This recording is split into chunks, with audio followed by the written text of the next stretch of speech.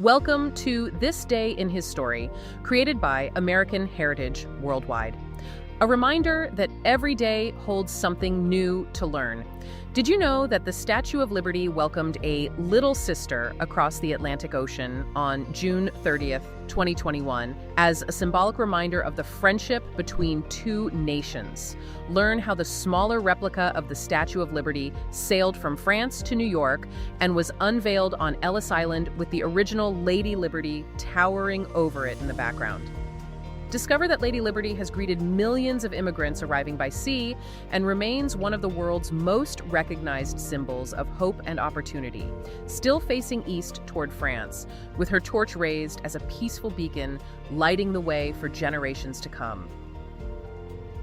Imagine ordering the most iconic monument in the world, right? And it arrives in like 350 flat pack boxes on a boat. Yeah, pretty much the world's most stressful IKEA delivery. Exactly. And, it was funded almost entirely by regular people just emptying their pockets for pennies. Oh, yeah. And the original concept for this monument was actually considered so terrifying to the public that it required this massive PR spin just to get the host country to accept it. It's a wild origin story that no one really talks about. Right. So today's deep dive takes a stack of sources on the Statue of Liberty and completely rips up that standard, majestic postcard image you probably have in your head. We're definitely stripping away the mythology today. We really are. We're uncovering the surprisingly gritty grassroots reality of her creation. We'll explore the terrifying physics of how she physically survives hurricane-force winds and figure out how a statue engineered to send one very specific political message was entirely hijacked to mean something dramatically different.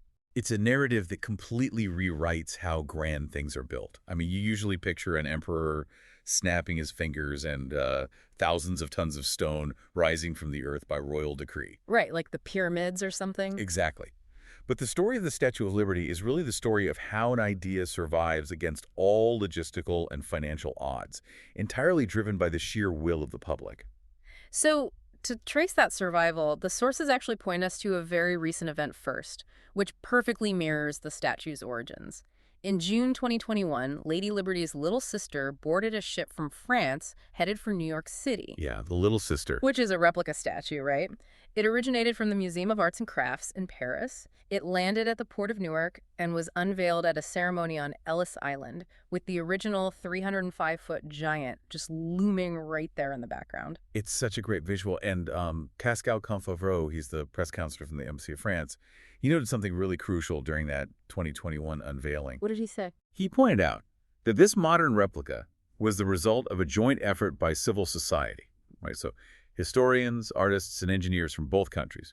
It wasn't some bureaucratic government-to-government transfer. Okay. And that explicitly echoes the fact that the original statue in 1886 was a gift from the French people to the American people, not the governments. That citizen-led connection is the driving force here, absolutely, because when you dig into the origins, this entire endeavor was just the brainchild of two specific guys trying to honor freedom and democracy, right? Yeah, the French political thinker Edouard de la Boulaye and the sculptor Frédéric-Auguste Bartholdi. Right. They wanted to commemorate the alliance between France and the 13 colonies during the American Revolution.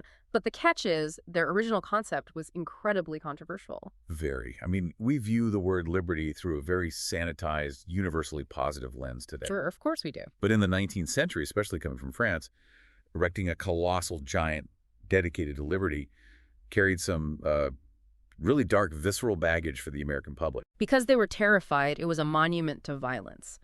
The sources highlight that for a lot of the public, a French Statue of Liberty immediately brought up images of the Reign of Terror during the French Revolution. Oh, absolutely. They were picturing a giant monument to the guillotine and mob rule. Right.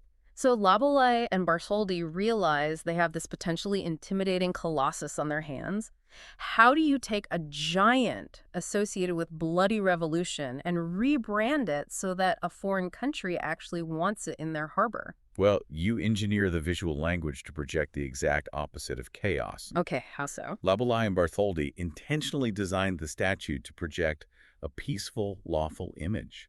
They stripped away any imagery of vengeance or, violent uprising. So no weapons. Exactly. There is no sword, there is a torch. They officially named her Liberty Enlightening the World. The entire message was engineered to say, hey, this isn't about overthrowing order or inciting violence. It's about illuminating the path forward through law, justice, and enlightenment. Liberty Enlightening the World. I mean, that is just a masterclass in crisis PR right there. It really is. They took a concept that the establishment feared and turned it into a beacon of stability. But, having the perfect PR spin doesn't magically manifest a massive copper monument. No, it definitely doesn't. They still had to actually build the thing. And the original deadline was 1876 to celebrate the 100th anniversary of the 1776 American Revolution. Right, but colossal engineering rarely adheres to ceremonial deadlines. Shocker. Yeah. Yeah. By the time the 1876 Centennial Exposition in Philadelphia opened, they had managed to finish exactly one piece. Just one piece. Just the torch-bearing arm. I just love that visual. A giant disembodied arm sitting in Philadelphia while everyone wanders around wondering where the rest of the statue is. It's hilarious. But it wasn't a minor delay either. A decade later, by 1885, the project was on the brink of total failure because they had completely run out of money. Oh, wow. The French had paid for the statue itself, right? But the Americans had to pay for the pedestal, and the funds just weren't there. And this is where the story shifts from, international diplomacy to a 19th century version of crowdfunding. Basically, Kickstarter before the internet. Totally. Joseph Pulitzer, the publisher of the New York World newspaper, saw the project stalling and launched this massive donation drive in his paper. And the numbers in our sources are staggering. Unbelievable numbers. Over 120,000 contributors donated, and the average donation was less than $1. Less than $1, yeah. Because Pulitzer didn't just ask for money, he leveraged psychological ownership. He published the name of every single person who donated in his newspaper, no matter how small the amount was. That is brilliant. Right.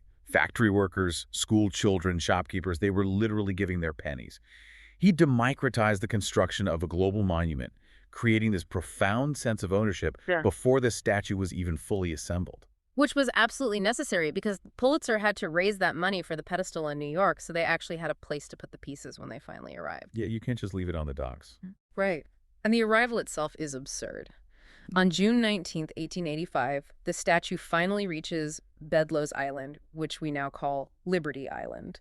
But it doesn't arrive as a grand, towering figure on a barge. Far from it. It was shipped across the Atlantic Ocean in 350 individual pieces, packed into over 200 cases. Like I said earlier, it's the world's most stressful IKEA delivery. It really is. But instead of wooden pegs, you're relying on a flexible, spring-loaded iron skeleton designed by the guy who would later build the Eiffel Tower. Stave Eiffel, yeah. And the logistics of that assembly process are just staggering. We're talking about 350 delicate copper sheets. Copper is pretty soft, right? Very soft. They used a technique called repoussé, where the copper is heated and hammered from the inside over molds to create the shape. So those incredibly thin, fragile pieces had to be cataloged, hoisted into the air, and painstakingly attached to Eiffel's internal framework. I mean, a gust of wind catching one of those thin copper sheets midair during assembly could have been disastrous. Entirely. It took over a year of rigorous, highly dangerous labor just to piece her together on the island. But finally, on October 28, 1886, President Grover Cleveland dedicated the statue before tens of thousands of spectators. So the PR crisis is averted, the transatlantic flat pack delivery is complete, and she was fully assembled. Finally.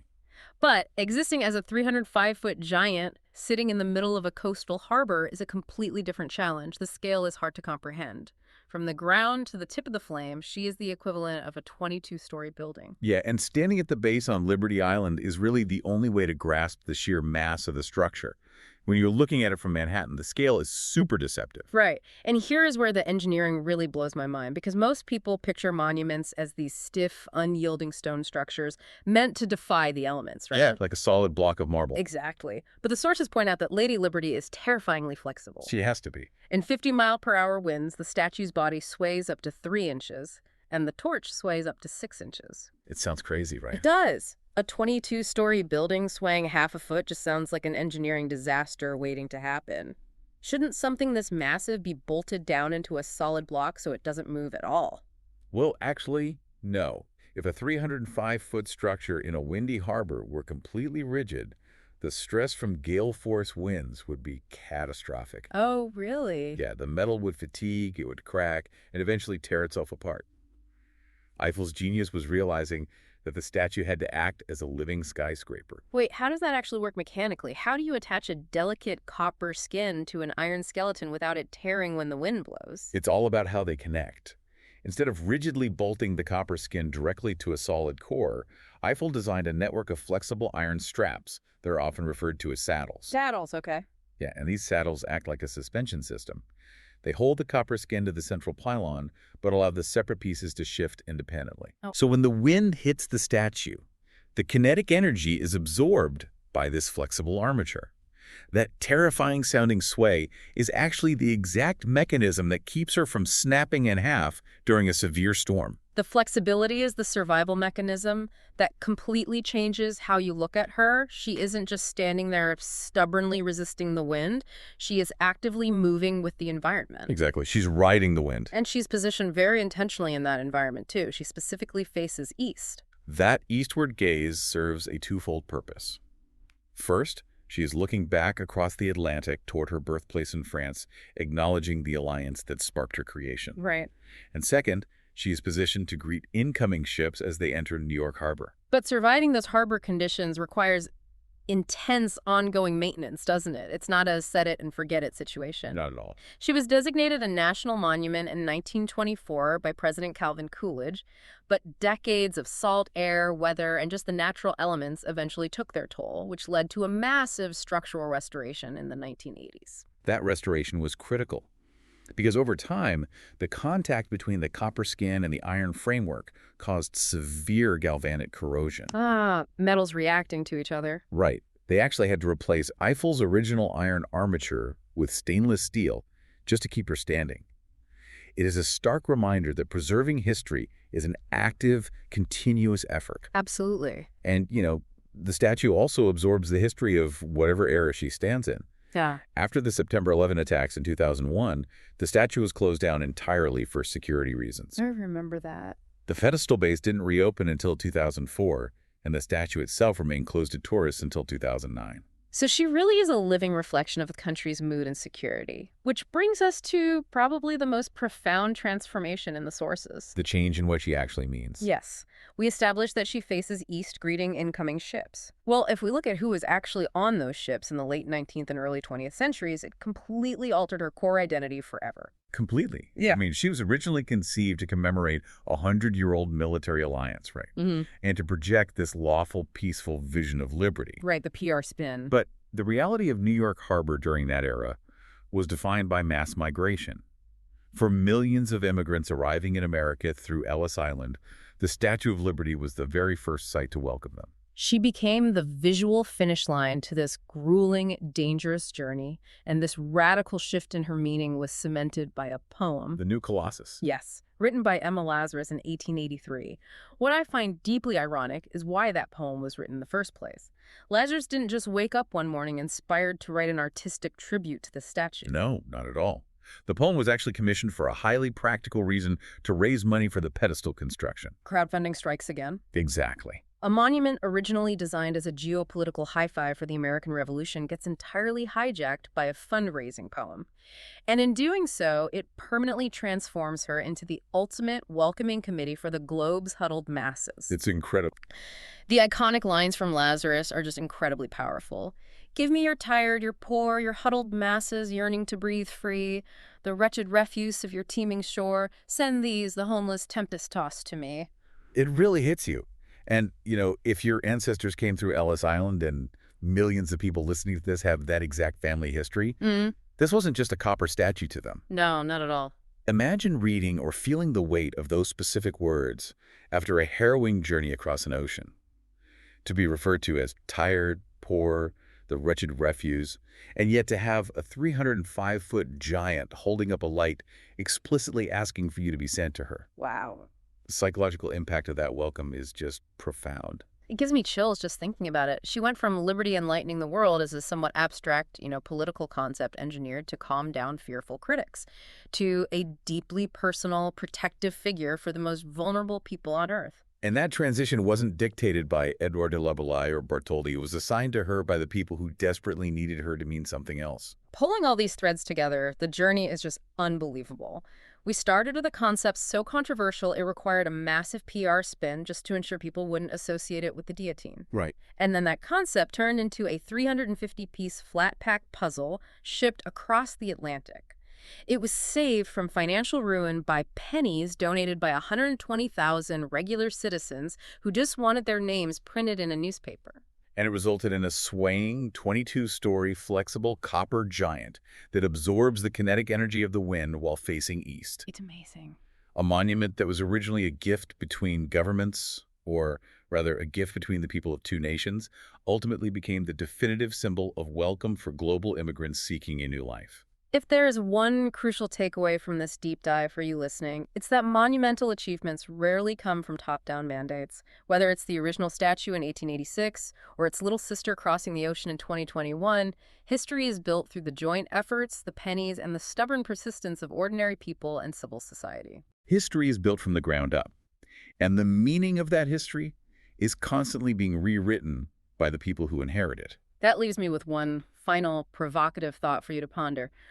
We've seen how the Statue of Liberty's meaning completely transformed in its first few decades, from celebrating a military alliance to becoming a beacon for global immigrants.